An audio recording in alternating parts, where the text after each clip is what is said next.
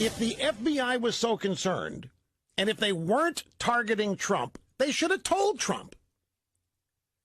If they're really concerned about the Russians infiltrating a campaign, then why not try to stop it? Why not tell Trump? Well, the answer's perfectly clear. To me, they were running this whole story. They were pushing this scam. Great insight. Rush Limbaugh earlier today pointing out, rightly so, that if the FBI is so worried about Russia trying to infiltrate the Trump campaign, they should have warned him. Here with reaction, former New York City Mayor, President Trump's attorney, Rudy Giuliani. Two things. Carter Page on this show last night, Mr. Mayor, this was the spring of 2016. He's never met Donald Trump. And Comey's notes, the single biggest unreported part of it was Trump saying to Comey, hey, I didn't collude with Russia, but if anyone around me did, I want you to get to the truth. Reaction. Well, the fact is that this investigation never should have taken place in the first place.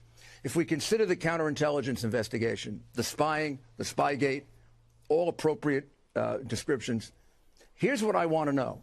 I want to see the documents which Trey Gowdy has never seen, which is outrageous. And I'm not going to let my client testify, the President of the United States, even if he wants to, without those documents being produced. And myself and Jay Sekulow and Jane and Marty, we're going to go over it with a fine-tooth comb.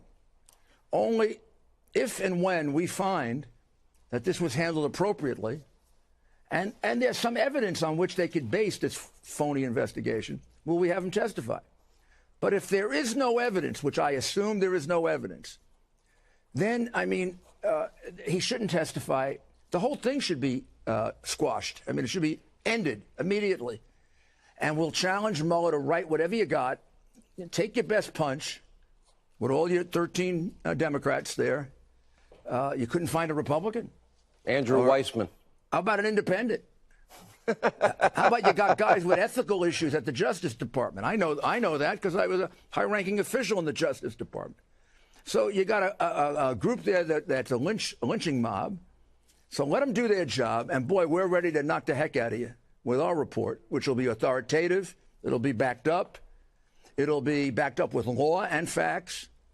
And we'll let the American people decide this.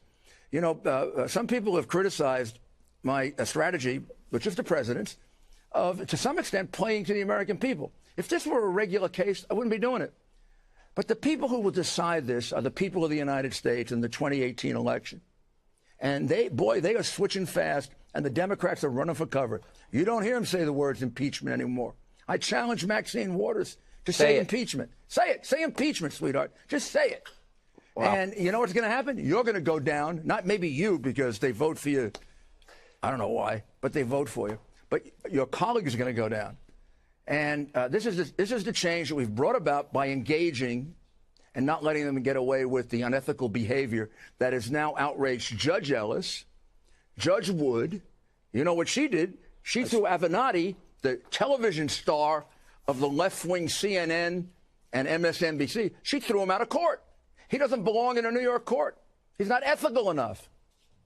You know why? Mr. Mayor. Because he's a big liar. And he wanted to debate me. Like heck he's going to debate me. He should go debate in some gin mill. You know, you said it earlier, and you're confirming here tonight, that if Mr. Mueller tries to subpoena the president, we will fight this all the way to the Supreme Court. Mark Levin has said the Constitution is on the president's side.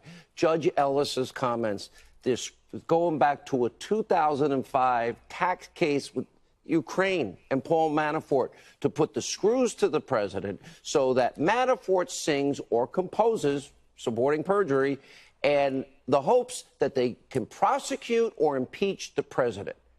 Well, Sean, I have no fear of it, nor does the president. The president has done nothing wrong. Read my lips. Nothing wrong. So they can, and none of these people, Manafort, Cohen, they're not going to lie. They can go pound sand. They're not going to lie. What about the spying and the FISA court abuse? I've been brought up that you lie to a judge. Wow. Good luck to you. You got to go to jail for that. I mean, it's one thing to lie even in a criminal case. Another thing to lie in a counterintelligence probe. And also, the FISA judges really rely even more than a criminal Rod court judge. Rosenstein signed the final FISA application. Sally Yates signed one. I mean, so what?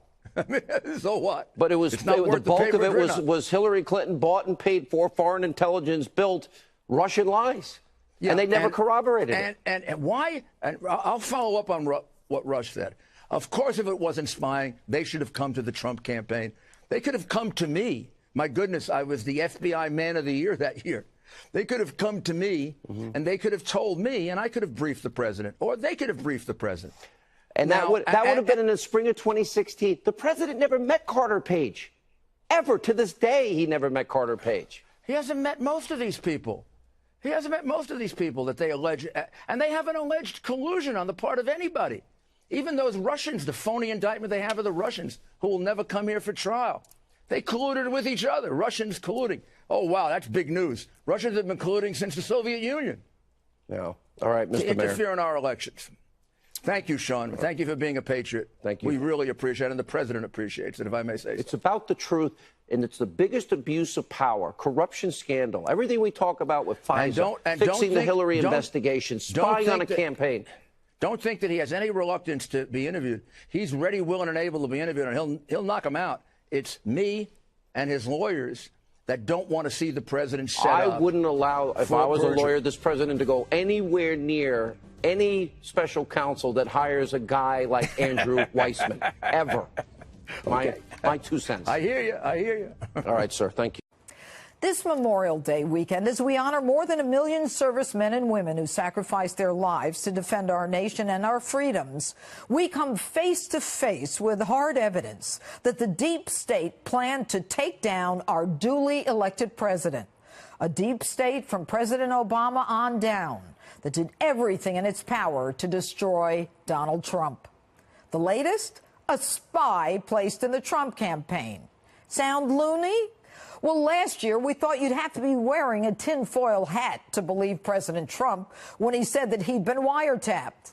And now we know secret surveillance was conducted on at least 7 Trump associates. An unmasking of Americans done at a 350% increase in the presidential election year by Obama deep staters. And now we find out a spy was placed by the FBI in the Trump campaign. You can be sure that there's more as the DOJ and FBI fight the release of information sought by Congress. So, will they ever admit there was a spy? As best I can tell, it's made up. I don't know where he's getting that from, honestly. Do you find that to be at all possible or probable? I'm going to just play devil's advocate, that there was a spy inserted into his campaign by an intelligence agency? I don't find it possible, and I know it not to be true. I think it's very typical of Mr. Trump to mischaracterize. He's a master of mischaracterization and dishonesty. To label someone as a spy when they're a confidential human source, I think, is doing a disservice to these individuals, but also to the FBI. But like most liars, they can't keep their stories straight. Clapper, on the other hand, pretty much admits there was a spy, and he thinks Trump should be grateful. Was the FBI spying on Trump's campaign? No, they were not. They were spying on a term I don't particularly like, but on what the Russians were doing, trying to understand, were the Russians infiltrating, trying to gain access, trying to gain leverage and influence. So why doesn't he like what they do? So why doesn't he like that? He should be happy that. Well, he should be. If ever you weren't sure who to believe, I'm going to make this real easy for you. The Obama administration was so determined to get Hillary Clinton elected and Donald Trump defeated that they let Hillary skate on her criminal activity and created a narrative of criminal activity on the part of Donald Trump. They created a false predicate, a made-up dossier paid for by Hillary Clinton, the DNC, and the FBI in order to get a court to approve spying on Trump's campaign. And they were allowed to spy on the campaign for a year. They kept it close. Only the highest level of the FBI, not the field offices. The highest levels worked together to take Trump down. They planned insurance in the event their girl Hillary didn't win. They leaked information harmful to Donald Trump to the press. And it was ahead of the FBI at the behest of James Clapper, who privately told the president about the fake dossier so that they could leak it to the press and the world. So who are you going to believe? Take a look at this chart. They're all liars. James Comey, the head of the FBI, lied about whether he had ever been an anonymous source in news reports about the Trump or Clinton investigations. He replied, never. But Mr. Leaker himself had to admit that he did so. Comey also lied before Congress when he testified that he briefed the president about the dossier because he learned the media was about to report on it. In truth, Comey briefed Trump for the very purpose of getting that dossier out to the public. And Comey said his investigation of Hillary was thorough. In truth, he wrote an exoneration memo long before essential witnesses were even interviewed.